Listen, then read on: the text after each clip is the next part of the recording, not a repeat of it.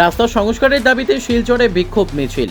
শিলচর শহর সহ জেলার বিভিন্ন রাস্তার বেহাল দশার বিরুদ্ধে শিলচরে একটি বিক্ষোভ মিছিলের আয়োজন করে ছাত্র সংগঠন AIDSO, যুব সংগঠন AIDYO, মহিলা সংগঠন AIMSS।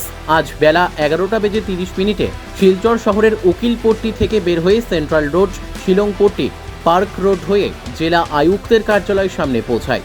সেখানে পৌঁছে আন্দোলনকারীরা ক্যাপিটাল পয়েন্ট থেকে মেডিকেল কলেজ, রাঙ্গিরখাড়ি থেকে সোনাই রোড, মেডিকেল কলেজ থেকে ধোয়ারবন্ধ, বিলাইপুর, শিলচর, কালাইন, শিলচর, করিমগঞ্জ ইত্যাদি সড়ক দ্রুত নির্মাণের দাবিতে এবং গুরুত্বপূর্ণ সড়কগুলির মেরামতের ক্ষেত্রে রাজ্য সরকার PWD, NHIDCL বিভাগের উদাসীনতা, নিষ্ক্রিয়তা ও অবহেলার বিরুদ্ধে মুহুর্মুহু স্লোগান দিতে থাকে।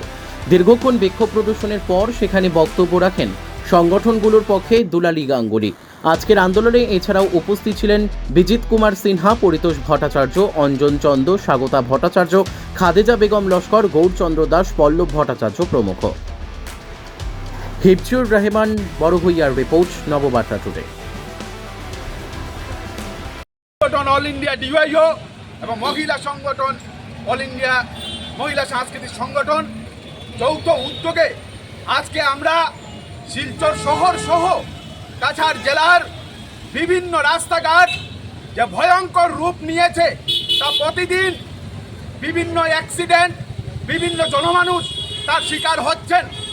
বিভিন্ন সংগঠন ইতিপূর্বে সেই রাস্তার ভগ্নদশার বিরুদ্ধে আন্দোলন করেছে, কিন্তু বড় দুঃখের বিষয় যে আমাদের সুশাসন, সুদেশ গঠনের যে প্রতিশ্রুতি নিয়ে রাজ্য এবং কেন্দ্রীয় সরকার গঠন হয়েছিল, সেই মোদিজির এবং হেমন্ত বিশ্ব সরকারের সেই রাজ্য সরকার আমরা আজ হারে হারে সমস্ত জনগণ টের পাচ্ছি যে রাস্তার হাল বিন্দুমাত্র ঠিক করতে পারছে না।